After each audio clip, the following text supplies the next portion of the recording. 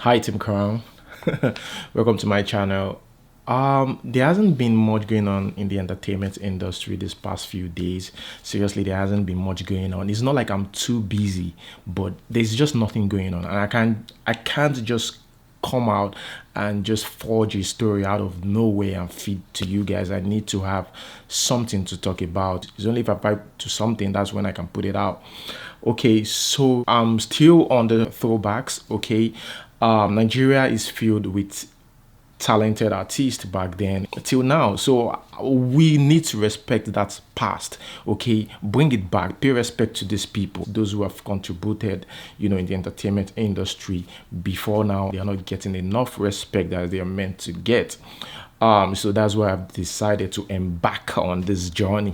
Today, the spotlight is going to be on Blackface and a little bit about Plantashun Boiz, because you can't talk about Blackface without talking about Plantashun Boiz. Now, a lot of people out there have been, asking questions about Blackface, like how was it back then? Who is he actually? We know he's from Plantashun Boiz, but most people just believe that is that talentless guy who's just looking for cheap fame, which is wrong about Blackface. When I made the video about Plantashun Boiz the other day, about Face, some people said, oh, this guy doesn't really like Blackface because he didn't. Blackface is a new episode. If you talk about Blackface, you're going to be talking about something new, okay? You're not going to get a comprehensive explanation about it if I had to include it while I was talking about Face. So I just give a little touch on that. It's not like I don't like Blackface. Okay, so today the spotlight is going to be on Blackface. Maybe next week we're going to talk about other artists. Okay, maybe hip-hop in Nigeria, how it all started. Maybe we're going to talk about it. I don't know yet, but guys, welcome to my channel.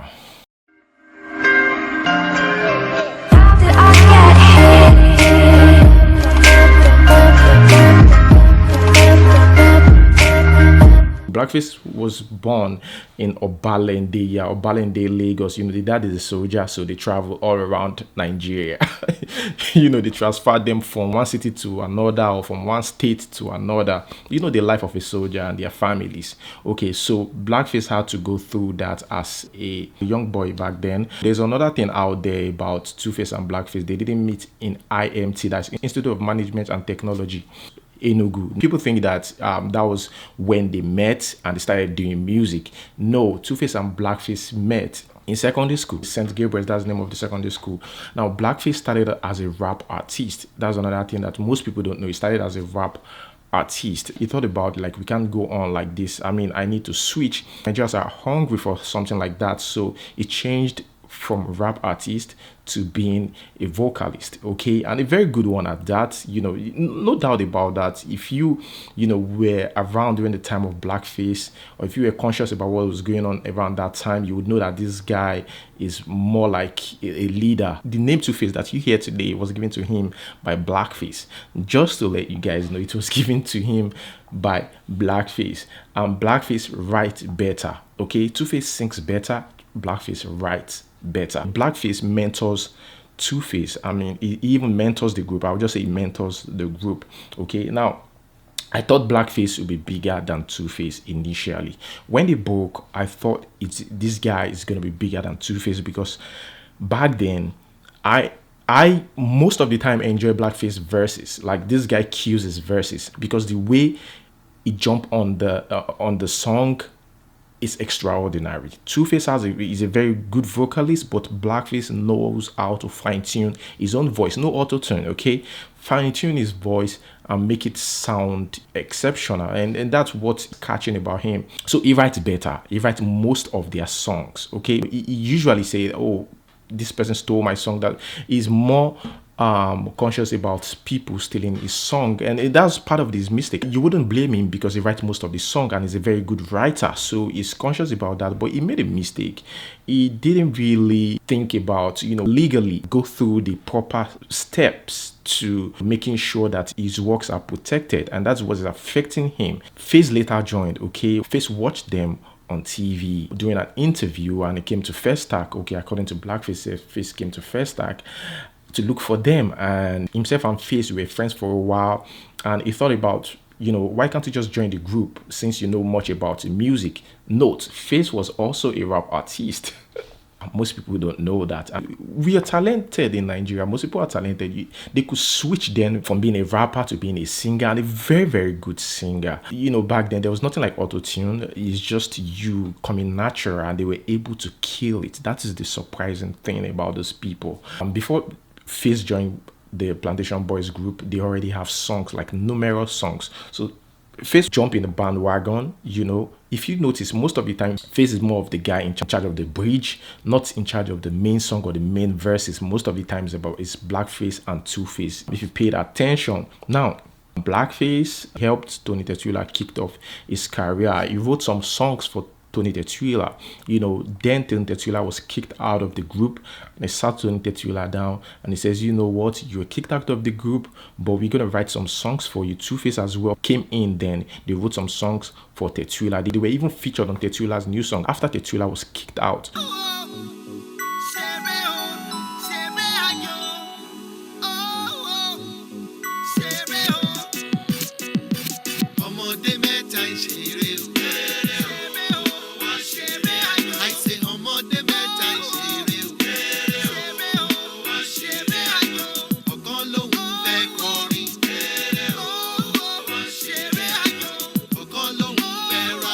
So he has written songs for people, even for free. So he just helped Tony Tetuila for free. According to him, he introduced Tony Tetuila to Keke Ogungbe. Tony Tetuila was part of Remedies. Tony left Remedies. He pitched his camp with Plantashun. He was said Damodeme Tanshere. After pitching his tent with Plantashun Boiz, inside Damodeme Tanshere, they dissed Idris. Precisely, not Two-Face.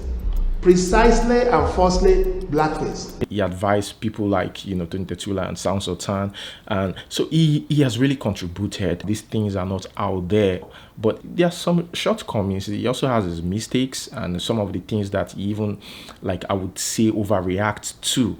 The first song he ever wrote was You and I, and You and I was given to us through the Plantashun Boiz platform.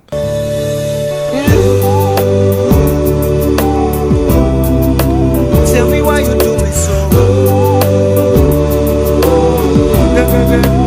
Girlie, why you have to go? Why did you have to find another brother? No wonder. Why did you have to find another brother? Every time I close my eyes. So he solely wrote You and I, but he released it as Plantashun Boiz. Two-Face has his verse, he has his verse. Nevertheless, this guy and Two-Face wrote songs together. There's just a lot to talk about, but I'm going to try to break it down, look for the fastest way to explain this, okay? He said he wrote Let Somebody Love You, okay? That Let Somebody Love You, which was released by Two-Face in 2017 as his own, okay? I don't know if Two-Face actually give credit to him, but he was the one who wrote Let Somebody Love You. Why the Plantashun Boiz were together? They were together back then, but in 2017, Two-Face released the song. But Two-Face's manager denies that. If you're more denies that. He said he only co-wrote. He didn't solely write the song, that Two-Face was part of it. Let somebody love you. Let somebody touch you.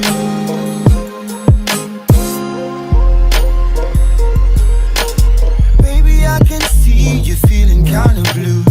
I see you need someone to comfort you. I cannot. They did a song called Let Somebody Love You. It's my song. I wrote it. Oh, okay, yeah, with Bridget Kelly. I wrote the song. Like, I'm telling you that I love wrote. you. I wrote the song. The story broke that you were. Thank you. I wrote the song. So why didn't they see me fit in their own brain? So give you credit. So not give me. I remember that story. So first of all, give me a call. Yo, Blackface, I want to do that song. Let Somebody Love You. I got a bad beat for it. Have you written a second verse? Come on, they should have called me, man, because it's my song, man. When did you write that song? I wrote that song a long time ago when I was still in the Plantashun. Because I wrote several songs. That song is that old? It's that old. It sounds fresh. If it's that old, how come if Omorige has his name inside as a writer? Was it there when I wrote the song? Which means it's a scam because they're trying to pull up something fishy. He reached out to Two-Face on Twitter. He asked Two-Face, why did you sing my song? And Two-Face said he thought he told him. That was what Blackface said, according to Blackface claims. I have conversation with you, Twitter to Twitter. I didn't publish it for the world to see. When I asked you, why did you sing my song? You actually told me you thought you told me. And I said, you didn't tell me. Even apart from me telling, these are things they should be paying you for. That's what I'm saying. Apart from paying me for. Yeah. He also claimed that Kenny's Music stole Blackface, Two-Face from them, but Kenny's Music said it was Two-Face who came to them, that they didn't meet up with him to discuss anything. It was Two-Face who walked up to them, who took that step to say, okay, I want to leave this group. And note, when Two-Face left the group, they were still together. They were still living in Festac together, still living in the same apartment, but the split was already happening. Also, Two-Face said, he also felt like Blackface is going to leave the group because Blackface has his own, he's also working on something. So now coming to say, oh, Kenny Ogumbe broke the band, it was never so. Then Two-Face came to me. I never looked for Two-Face to say, let me sign you. You can ask him. So everybody knew that they were going to do some solo stuff. So but that 2004 was like, for me, it was like, okay, look, I have to do this now. I have to, but unfortunately, somehow, when I decided to do that, everybody else decided to, go for it as well. So somehow we now put Plantashun Boiz on hold. So it has been on hold till now. Blackface mistake, he wanted to be independent. Two-Face and Face had the push. They had everything going on for them. They had the push, but he had no support system. He was just independent all through. Blackface never had any support at all. I guess he didn't seek for any. Ghetto Child album was produced by Marvelous Benji. You guys know Marvelous Benji, the Ajugunle guys, one of the best artists out of Ajugunle back then.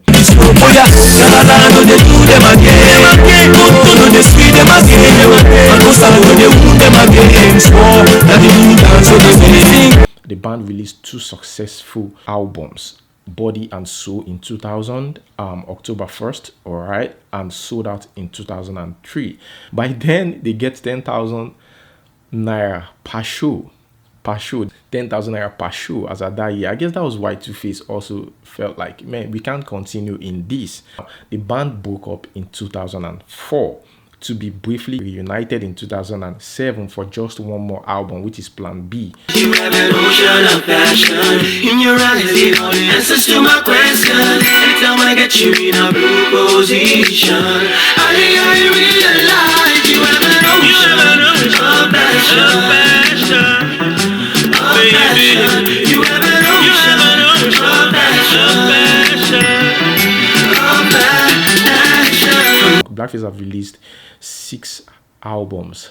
Wow. After Plantashun Boiz split in 2004, this guy released Ghetto Child in May 2004. All right. The album contains Hard Life. Hard Life was one of his best songs, featuring Alibi.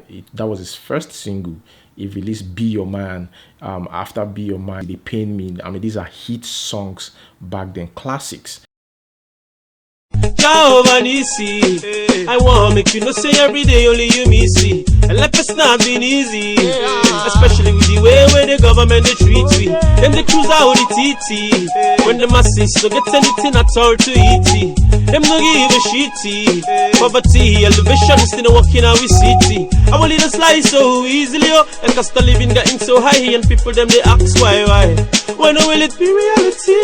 When will we go for album? He released Evergreen in 2006 ahead of the game, featuring the Tribuna. Now this is the first time in Africa we experience reggae hip-hop at its peak. The Tribuna killed it. I'm talking about the Tribuna part. One of them, I think Malam Spicy, he killed his verse. This style, it's the Pato Ranking style that we have now, the Burna Boy style that we have now, but then we were like, is this gibberish or whatever? But when we listen closely, we were enjoying the vibe, enjoying the song. Are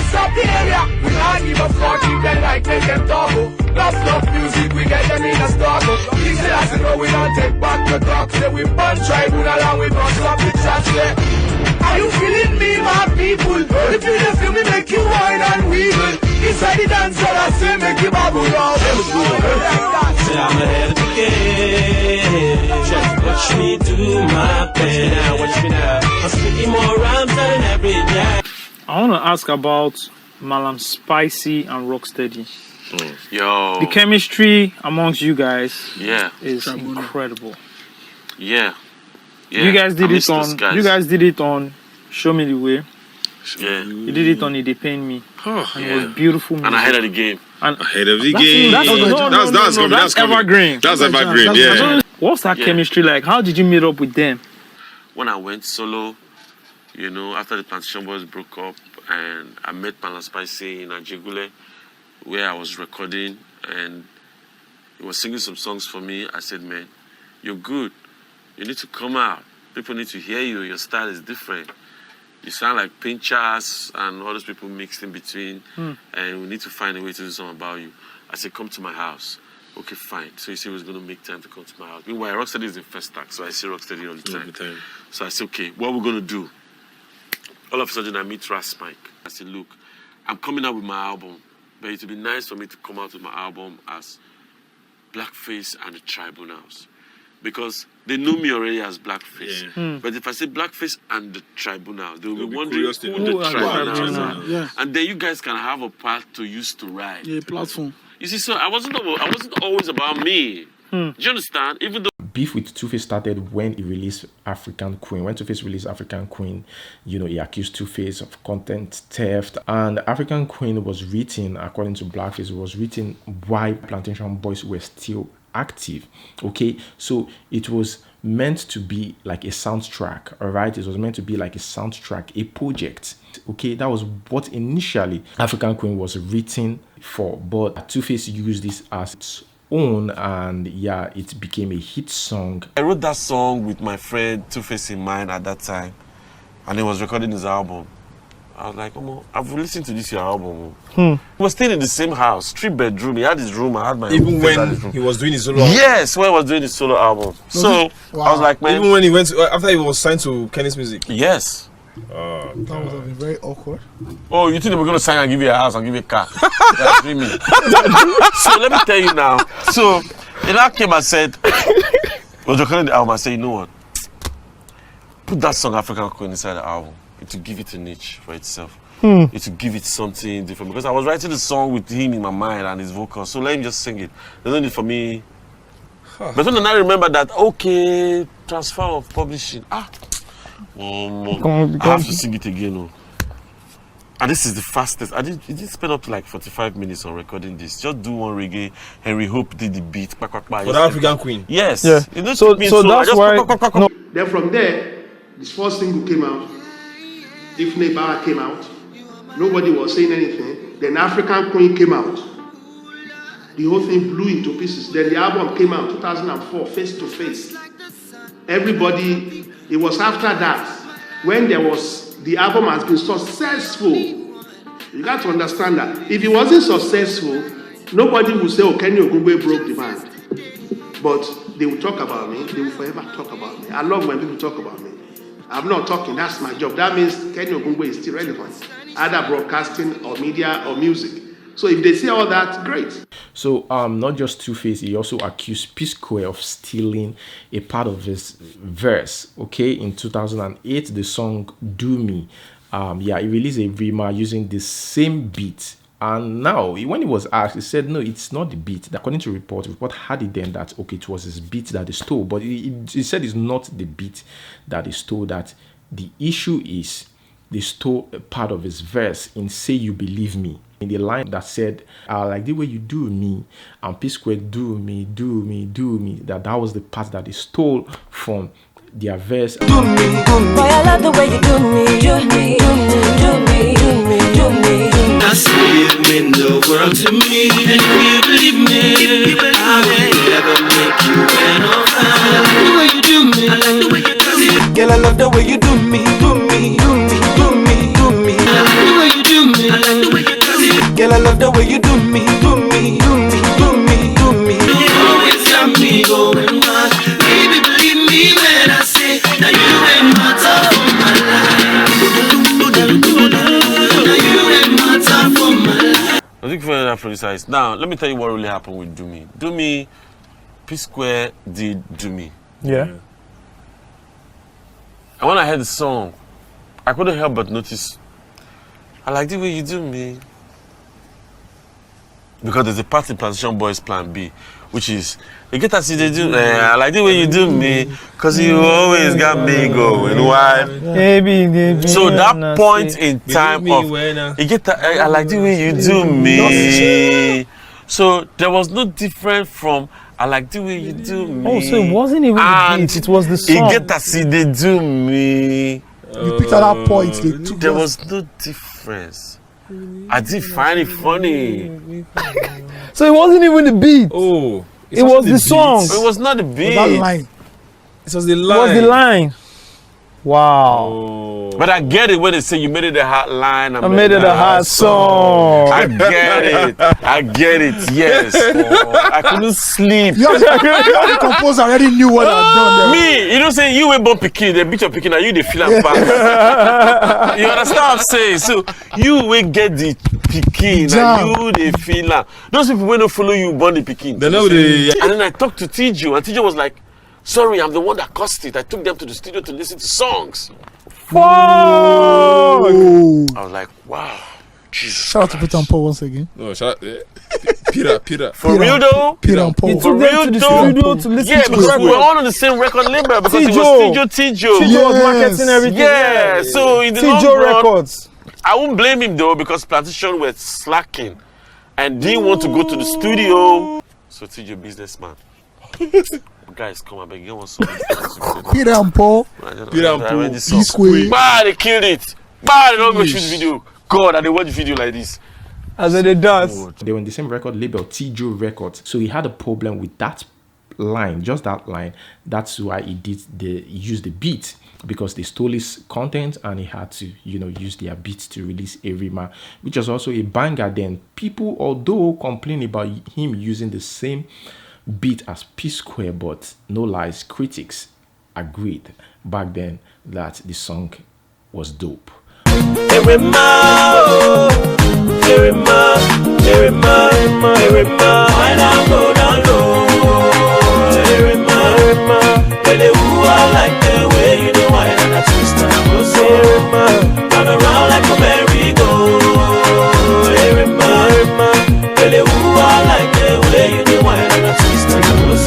You got me feeling high from the way that you move, elevating like. Well, okay, guys, that is it about the Blackface. Everything you want to know about Blackface, that's where I'm going to, hold it. Let me know what you think about this in the comment section below.